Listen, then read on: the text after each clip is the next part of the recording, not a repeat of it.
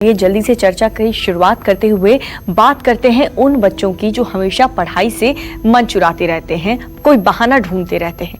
जो बच्चे हमेशा एंजाइटी, डर और डिप्रेशन में रहते हैं, तकलीफ में रहते हैं, गलत संगत में पढ़ करके अपनी जो क्रिएटिविटी है उसे खत्म कर देते हैं। ऐसे बच्चों के माता पिता को बच्चों की कलाई पर क्या लगाना चाहिए और क्या बांधना चाहिए और क्या पहनाना चाहिए, आइए हम जानते हैं पंडित जी से। बताएं पंडित जी।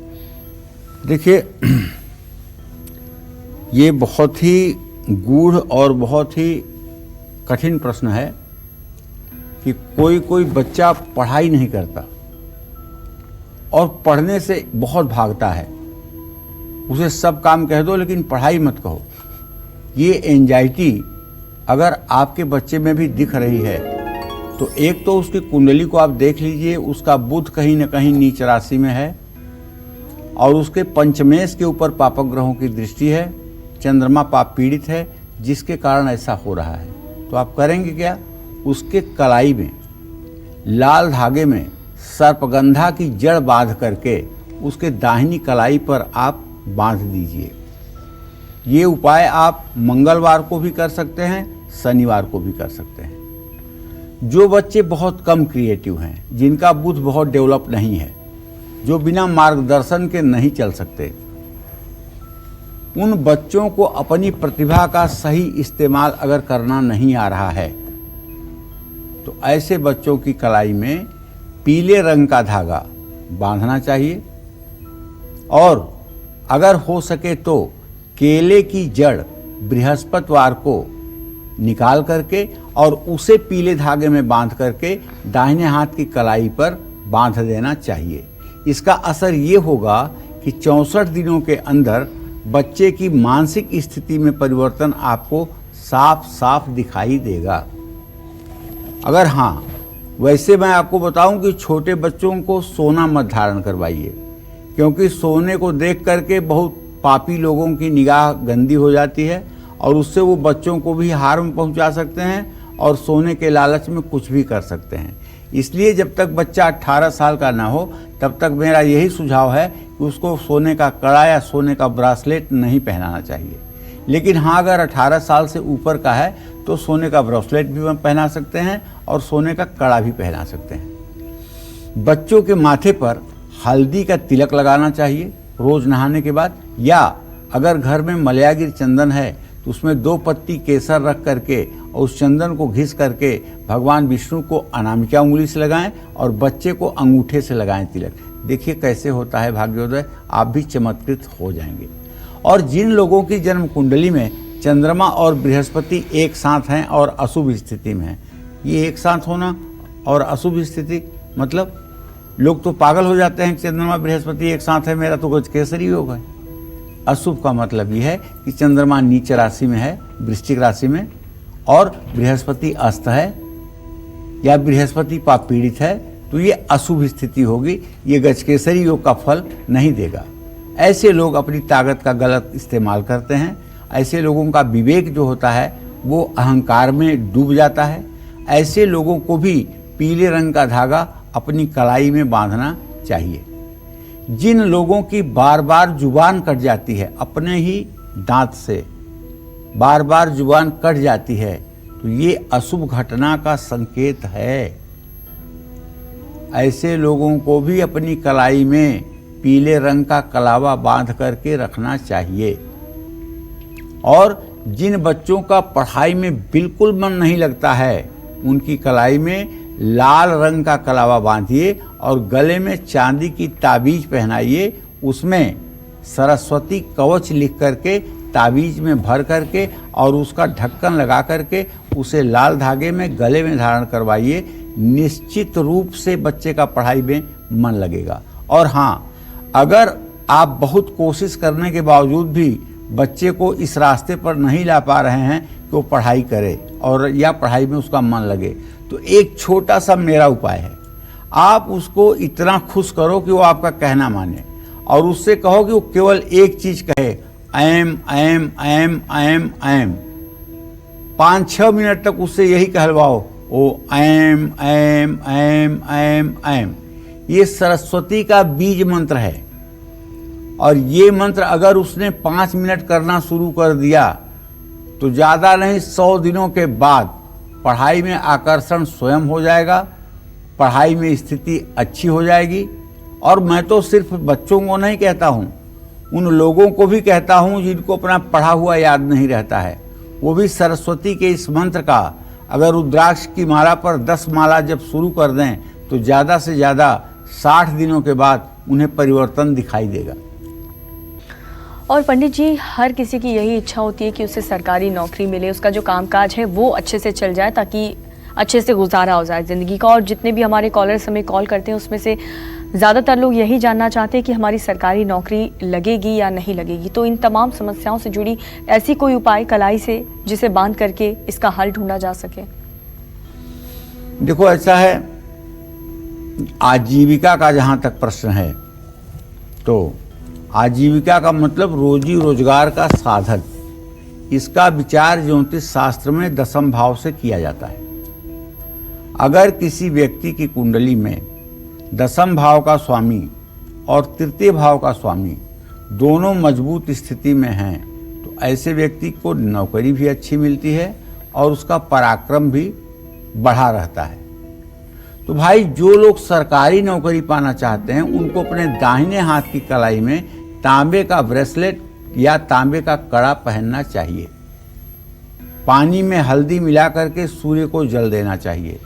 जिन लोगों का लोहे, पेट्रोल या कोयले से जुड़ा हुआ कारोबार है उनको अगर फायदा नहीं हो रहा है उन्हें अपने दाहिने हाथ की कलाई में रेशमी काला धागा बांधना चाहिए।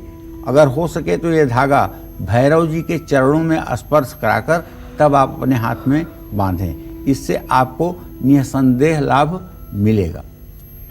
देखिए, दूसरों की कमियां निकालने की आदत और ज़रूरत से ज़्यादा बोलने की आदत कई बार हमारी जो सेहत है और सफलता पर बहुत भारी पड़ सकता है। तो ऐसे में अगर आपकी किसी भी व्यक्ति के अंदर ये सब गलत आदतें हैं तो उसे अपनी कलाई पर क्या बांधना चाहिए और क्या लगाना चाहिए जिससे इन सब में सुधार हो, जिससे वो स्वस्थ भी रहे और सफल भी रहे? बताएं पंडित जी इस बारे में। देखिए, वैसे मैं आपको बताऊं कि जो भी परिवर्तन आपके जीवन में अच्छा या बुरा होता है वो आपके अंतर जगत से होता है, बाह्य जगत का उस पर उतना असर नहीं होता है। जैसे अगर आपने अपने मन को इंद्रियों के बस के वशीभूत नहीं होने दिया और मन आपका अगर कहीं गलत जगह जा रहा है और आप बैठे हैं, पूजा कर रहे हैं, ध्यान कर रहे हैं या वैसे बैठे हैं, आपका मन किसी गलत जगह पे जा रहा है जहां आप जाना नहीं चाहते, जहां आप सोचना नहीं चाहते, तो मन को घसीट करके अपने पास ले आओ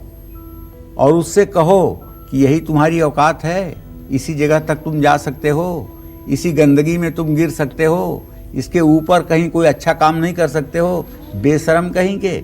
इस तरह से अगर आप अपने मन को कहेंगे तो 4-6 महीने के अंदर वो गलत जगह पर भ्रमण करना बंद करेगा और वो इंद्रियों को अपने बस में करेगा, न कि वो इंद्रियों के बस में होगा। तो जिन लोगों के जन्म कुंडली में सूर्य और चंद्रमा दोनों कमजोर होते हैं ऐसे लोगों को असफलता मिलती है। देखिए, सूर्य चंद्रमा का मतलब अमावस्या के दिन अगर आपका जन्म होगा तो सूर्य और चंद्रमा दोनों एक साथ होंगे और सूर्य चंद्रमा जब दोनों एक साथ होंगे तो ये अधम नाम का योग बनेगा, ज्योतिष शास्त्र में लिखा हुआ है। और अधम योग का मतलब होता है कि अगर आपने 100% मेहनत किया है तो 40% आपको रिजल्ट मिलेगा। अगर आपकी कुंडली में चंद्रमा केतु के साथ है या केतु की पूरी दृष्टि है तो ऐसे लोग प्लानर ही नहीं होते हैं, गुड प्लानिंग ही नहीं कर सकते हैं। और जो प्लानिंग नहीं कर सकते हैं वो सफल कैसे हो सकते हैं? ऐसे लोगों को दूसरों की कमियां निकालने की आदत होती है, छिद्रान्वेषण करते हैं। ये बहुत गलत बात है। एक पूरी शरीर है किसी की 84 अंगुल की और पूरे शरीर में पूरा व्यक्तित्व अच्छा है, लेकिन अगर कहीं 1 सेंटीमीटर घाव है तो मक्खी जाएगी उसी घाव पर बैठेगी। और अगर आपको किसी की अच्छाई नजर नहीं आती है, केवल उसकी एक बुराई आप ढूंढ लेते हैं और उसकी बुराई पर ही आप चर्चा करते हैं, तो विश्वास करें आप उस गंदगी पर बैठने वाली मक्खी से ऊपर नहीं है। अगर आप सिर्फ किसी की बुराई निकालते हैं अच्छाई नहीं निकाल पाते हैं तो आप उस मक्खी से ज़्यादा कुछ नहीं हैं जो गंदगी पर बैठती है। क्योंकि हमें बुराई से क्या मतलब, हमें अच्छा देखना है, अच्छा सोचना है। हम जैसा सोचेंगे, जैसा देखेंगे, वैसा हम बनेंगे। तो ऐसे लोग जरूरत से ज़्यादा अगर बोलते हैं, ऐसे लोगों को अपनी माँ के हाथ से रक्षा सूत्र अर्थात कलावा अपनी कलाई में बंधवाना चाहिए।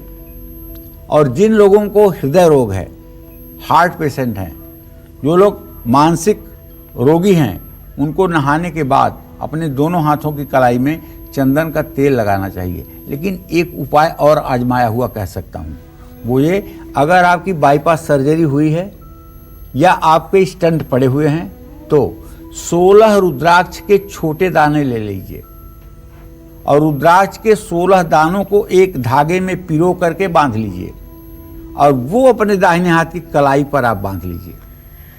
फिर देखिए चमत्कार कैसे होता है। और इसको अपने हाथ में बंधा रहने दें, इसको निकालने की जरूरत नहीं है। थोड़े दिनों के अंदर ही आपको लगने लगेगा कि जैसे कोई बहुत बड़ी औषधि आपको काम कर रही है। इसे आप लगा सकते हैं अपने दाहिने हाथ पर 16 दाने रुद्राक्ष के। निश्चित रूप से ये किसी भी ब्रेसलेट, किसी भी धागे से और किसी भी प्रकार के चंदन से ज्यादा लाभकारी होगा। हर किसी के किचन में देखिए धनिया तो जरूर रखा होगा। और क्या आप ये बात जानते हैं कि किचन में रखा जो धनिया है वो कैसे आपको धनवान बना सकता है? पंडित जी से हम जानेंगे, बताएं पंडित जी। देखिए ऐसा है, धनिया दिवाली के दिन आप देखेंगे विशेष रूप से ये लक्ष्मी को चढ़ाया जाता है, साबुत धनिया।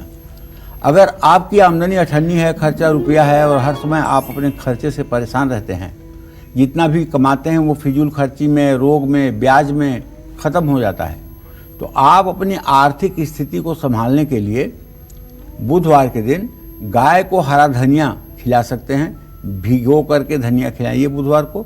और आपके ऊपर अगर ज़रूरत से ज़्यादा कर्ज है तो और बहुत कोशिशों के बाद ये कर्ज नहीं कम हो रहा है, तो ऐसे में आपको रात को सोते समय साबुत धनिया अपने सिरहाने रख करके सोना चाहिए।